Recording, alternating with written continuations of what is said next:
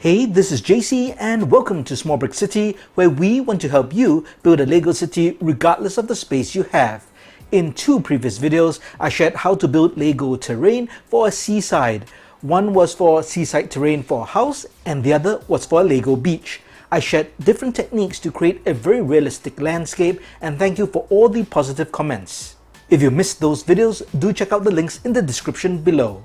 Over the past few weeks, subscribers have been asking if I could share how I would do terrain for a forested area. Ron Valance also recently asked if I could do some kind of a campsite. So I thought I would blend all these ideas together, and that's why I'm doing this particular video. I'm going to create a forested area with a campsite, and I'll show you how I would approach it if I were to do something like that for my custom Lego city. I'll be using the 16 by 32 stud base plate, and this is really just going to be a cross section of the concept I'm trying to show. Regardless of the space you're going to use, it will be the same, just multiplied in scale. And that's why I'm just using this size to show you the examples and the techniques I'll be using. But if I were to build a larger landscape, I'll basically use more base plates or larger base plates and expand on the concepts and the techniques that I'm going to show you. Anytime I start a Lego build, whether it is a built-up Lego city or a terrain project like this, I always think in terms of variety and density. I always want to think about how I can put as much variety and as much density in a single base plate. So if my concept is a forest, it is quite easy just to put a bunch of trees, plants, and a bit of plates to create some texture of grass on a single base plate, but that can be quite dull. So what I like to think is how I can take a cross section of different terrain and spread them out over several base plates. So for example, if you're doing a forested area with a campsite, don't think of building the forest on one base plate and the campsite on another base plate. See if you can cross over the base plates, and you still can make it modular so that they can separate, but you basically build over a variety of base plates so that each base plate or section of that particular part of your city has variety and density. So the way I'm going to think about this particular terrain is I'm going to have a section which is a forest, I'm going to have an area which is a campsite, but I'm also going to add in one more landscape feature, and that is a small river running through, because this is something that is really realistic and you can expect to find in some kind of a forested area. So if I were to scale this up to a larger Lego city or terrain, I can have that particular river running across many base plates, and then that would divide a forested area or divide different forested areas so that I can create different areas of interest. So that's exactly what I'm going to do on this single base plate. And the first thing I want to do is think of a meandering river. So I'm going to have a river run kind of something like that. And I have to think in terms of irregular shapes. So let me just build some kind of a mock-up for a shape. So I've got a bunch of blue plates over here, and I'm just going to put them onto this green base plate. And what I need to do is kind of build all the way up here, but in maybe something in an interesting way so that it'll become more realistic. So let's just add some plates.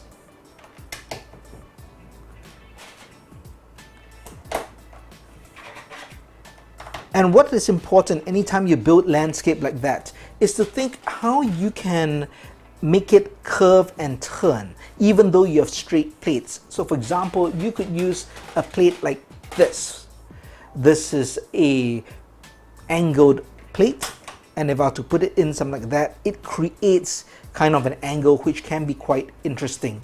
So let's add more plates, maybe something like that. Or why don't we add a plate like this? So the idea I'm trying to get at is to create different shapes, different sizes, some pop out, and it's just like that. Okay, so let me continue building this and we'll see what happens. Okay, so this is what I've come up with so far. What I really did was just randomly put plates, and notice how I've put 1x2 plates over here just to create this jagged look. And the whole idea is to create a meandering river. Again, you do not want it too uniform, and I've left two sides free. One side is going to be the more forested area, and the other will still be a green area, but that's where the campsite will be. So here comes the challenge. How can we make it more interesting and add more texture? So what I'm going to do for this side over here, because this is where I intend to put the forest, I'm going to build it up. So what I'm going to do is to add some plates over here as gray plates as the foundation, and I'm going to plate this entire area with gray just to raise it so it's on the same level as the water. So what I've done is to add gray plates. So now you get that really distinct texture of gray, blue and green. But I'm going to add to this even more. I'm going to build up this area by 1 brick high. Now in my previous video when I did the seaside terrain, I built it by about 2 bricks high, inclusive of some plates. I do not need it so high for this particular area, mainly because it's just a river, and I do not need to use so many bricks in this particular example. But what I want to show you is how I'm going to create that terrain. Before I even put bricks to line this all up, what I want to do is create some kind of a jagged rocky wall all the way along the side. And now that I've already created the look in terms of using these plates, this gives me a better idea of how I can work. I may not follow the exact outline, but you understand what I mean in just a bit. So for example, I will create the terrain by doing something like that, adding it over, and I can build over, that's perfectly fine. I just want to think in terms of how to create this jagged look, and I've got a bunch of different bricks here. These are all sloped bricks, and the idea is to create different looks like that. I could even put this in if I wanted, and maybe I could use this instead, and that goes in like that. So you can get the idea. What I'm doing is just building up this area, but I want to make it as random as possible. I'll also be putting in some cheese slope pieces or wedges to give that different height. So let's do this. Okay, this will work for now. What I'm going to do now is to add in some cheese slope pieces in dark gray to fill in some of the empty slots that I put. So I filled in some of those empty spaces that I left with these cheese wedge pieces, and I think we've got some kind of a very random rocky look. So the next step now is to take a bunch of bricks, and I've got a collection of 2 by something bricks, and I'm going to fill in all the space, and sometimes I might need smaller bricks as well just to fill in the space. For what I'm going to do here, but you don't have to do it because normally these bricks are never seen, so you can use any color you want. But if you have any exposed areas, especially if you're to see something like this, because notice I've got a cheese wedge piece here, so I definitely want to put in a dark gray brick here so that it backs it. But anything inside I could use different colors, and so that's just a small tip. And here I have filled up this entire area with bricks, so now it's elevated. But of course this looks so mismatched, so that's why you need a bunch of green plates to act as grass, and these plates are going to go on top of this elevated rock surface. Just going to stop here for just a bit. You notice how I wanted to use this particular plate, but when I place it over here, this overhangs. I personally do not like this because it will look weird. Why is the grass hanging over the cliff? So what I really need to do is to remove these couple of sloped bricks and just move them forward so that everything will be in line, and maybe I'll have to change one of these parts here. Okay, so I have moved that, and now I can place this over. I should fill in that space, but it's fine, especially for this particular demonstration. So I can pop that on. That works very well, and now I can cover the rest of this elevated rock. The entire elevated surface is now covered with 1 layer of green plate, and that makes it look pretty good. So now let's come to this area here. What I want to do is to create some texture once again, but I'm not going to do elevation. Now you of course could do a river bank, and nothing stops you from mirroring this side over here on this side, and that would make perfect sense. But for the purposes of this video, I do want to show variety. So what I'm going to do is to do a lower area here. So just let's imagine that this particular river isn't a very strong one, so I'm going to build up this area here with some plates, but I'm also going to use some of this natural base plate as well, where the green is, to create texture. So the first thing I'm going to do is take some dark tan plates, and I'm going to just cover the edging over here. And there I've added these dark tan plates, and notice how I've just used 1x1 plates and 1x2 plates to create this irregular look. So that looks pretty nice. Now you might be wondering, why isn't the water coming over to this particular area? Well, that's because I'm going to use cheese slope pieces, and I'm going to place them all across over here to act as some kind of it's a really small river bank, or maybe you just think of it as sediment built up, which doesn't allow the water to come over to this area. And the dark tan plates represent water or sand or ground which has been damp. But before I do that, let's just add to this. I'm going to use a different color. I'm going to use these sand green plates over here, and I'm just going to create some kind of a texture as though it's just grass growing above this particular surface. Okay, I think this will work for now. This is again just to give a bit of texture, as though the grass is of a different color. I'll add to texture later on, but let's do the cheese wedge pieces to create that little sediment bank. Now notice there's this little hole here, and that's created because of the angled plate, so we want to cover that, and that's where that particular cheese wedge piece will come in. And I'm going to use a 1x2 piece for this, just to cover it just like that. So that covers up the hole with a very logical piece which should be there. And let's build up the rest of the bank. And this is what I've done. I've added different colored cheese slope pieces, and I basically just went with two colors, this nougat color and this sand green, or it's not even, this is olive green. You can use, of course, any color you want. I just wanted to add a bit of variety so that looks like a bit of color. But if you prefer, you could of course just use cheese wedge pieces in this particular dark tan color. So create this very jagged look by turning the cheese wedge pieces in different directions, and again creating that random look. And now look at this, this looks pretty nice. It looks like a really three-dimensional landscape that we have created. It looks like water's coming through here, and we've got an elevated grassland over here and something more flat over here. So let's do this now. Let's add to the water texture first before we get to the forest.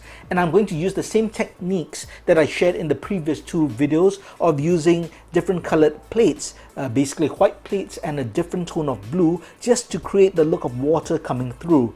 And let's do that right now. So I've done something pretty interesting here. I've actually changed the concept. Originally I said this river wasn't very strong, but let's just assume there are some rapids, and that's why in this small stream over here there just seems to be much more water going, so it's moving fast, and when it opens up here it slows down, which is why we see it kind of spread out. I think this gives texture. Again, I think we're artificially confined because I'm just using the 16x32 stud base plate. If I had more space to work with, we would definitely see this blue underneath, so it would be even more textured. But this looks like kind of a fast rapid here. So that gives a lot of texture, and just think about it, from our 16x32 green base plate, we have built it up in so many different interesting ways. All right, let's work on this part of the forest now. Now I've no idea what I'm going to do with the forest. I just know that I've got a whole bunch of different forest parts or plant parts. So what I think I'm going to do is start off with these prefab pieces. Again, I would do something, I guess, pretty random. But sometimes we do see some of these trees grow together in a line, but let's just move them, not such a perfect line, but let's just do this first and see if it works out. I have no idea if it will work out. See, I even have these parts here, but I think if I were to put this next to this, it probably doesn't look right, so I will not be using this. But one more, maybe that might fit. Maybe here. I think that is fairly realistic. Let's see if we can add to this, because what we really want to do is to break up the shape along the bank over here. So I'm going to add a couple of cheese wedge pieces in green and dark green. I don't have many, but I'll just add a few and we'll see if that helps. So now let's see what we can add over here. I think we could add a few things, but I'm thinking of building another sort of tree. Let's say we use something like this. These are the plant parts, but instead of using them just as grass, I was thinking if we could use them as trees. And of course you could build your trees as high as you want. Again, this is just for demonstration purposes. Maybe that might work. Let me build a few of these and see if this will work for our display.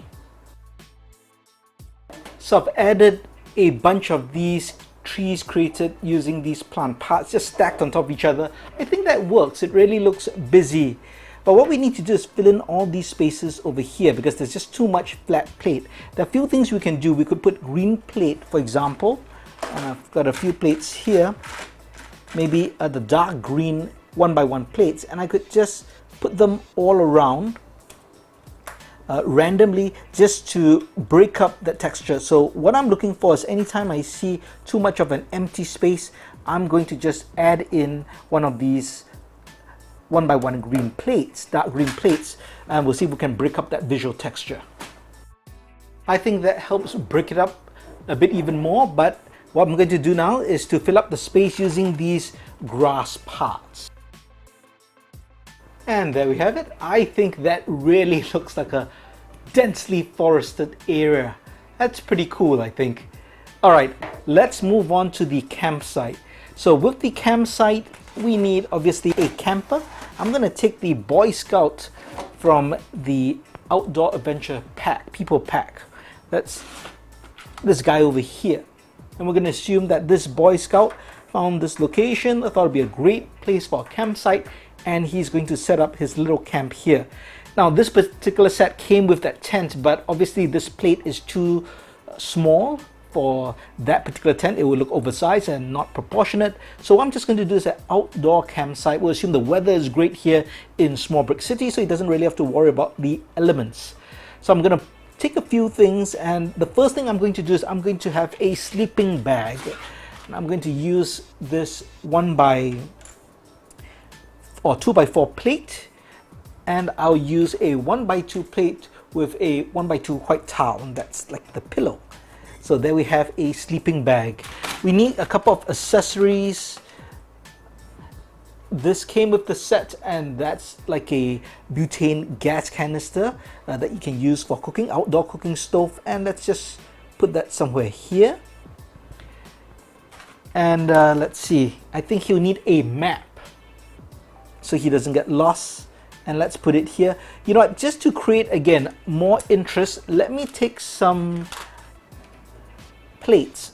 I'll take 1x1 plates again, some remaining plates that I might have in this dark tan as well as the green, and this is just to break up the shape of that plain green texture.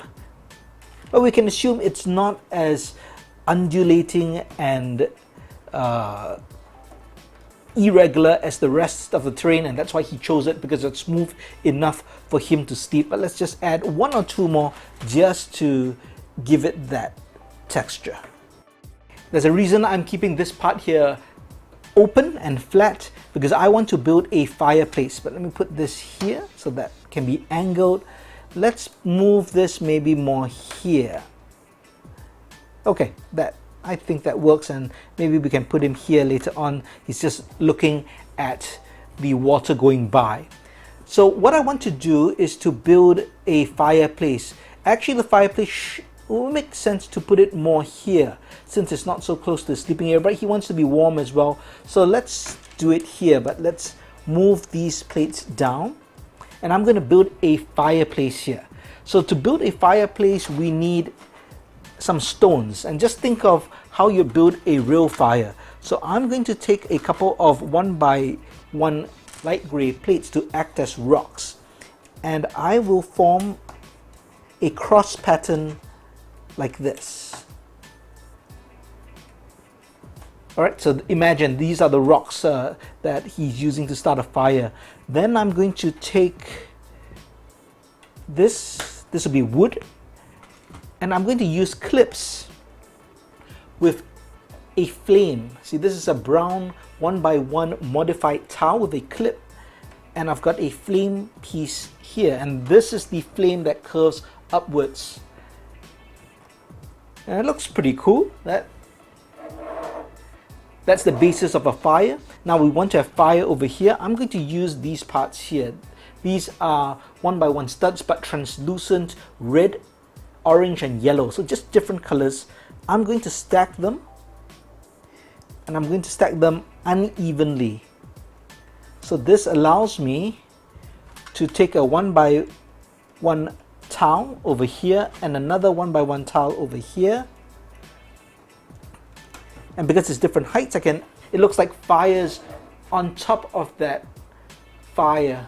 What did I say? It's wood on top of the fire being burnt. And I think that looks like a really nice small fireplace. But I think it's a bit incomplete. So what we need is a couple of round tiles that we can put all around so it looks like stones that is placed around to act as the base of the fire. And I think that works just to be symbolic, and it looks pretty cool. Let's see what the accessories I can have. He should have some water. We'll have some water for him. Don't want him to get dehydrated. I've got the stone I can put here. And let's make things interesting. Let's have a bit of danger, and let's have this red spider heading towards him. That's a pretty cool display. Now let's see what else we can add. I think we're almost done. So tell you what, I'm going to add one more thing just to make it a bit more interesting, so there's a bit of storytelling in the set, and then we'll have a quick overview of everything. And here we have the final display of the forested area, the campsite, and the river running through. And you can see I've added in a caveman who's lurking behind the trees looking at our Boy Scout. And obviously there are only two possibilities that can happen. One, our caveman wants to have a fortnight dance with the Boy Scout, or two, he wants to eat him. I'll let you decide what will happen to our Boy Scout. Let's have a look at the campsite over here. Variety and density is the key, with lots of variety in small builds and really put close together as you would expect in a real campsite. If you've ever gone camping, I was a scout for 14 years. I can tell you this is pretty realistic, including that big red spider. I had a spider come into my tent once. So kids, being in a forest, going camping, there's lots of danger with, spiders, jungle men. So don't go camping, just stay at home and build Lego. Well, there you have it. That is the complete build. I hope you enjoyed this look at the creation of this particular landscape, and you can apply it to your own Lego city. Let me know what you think, and let me know what you think will happen to the Boy Scout. If you liked the video, please give it a thumbs up, and if you haven't, please subscribe to the channel and turn on that notification bell. Thanks for watching, and check out these two videos before you go.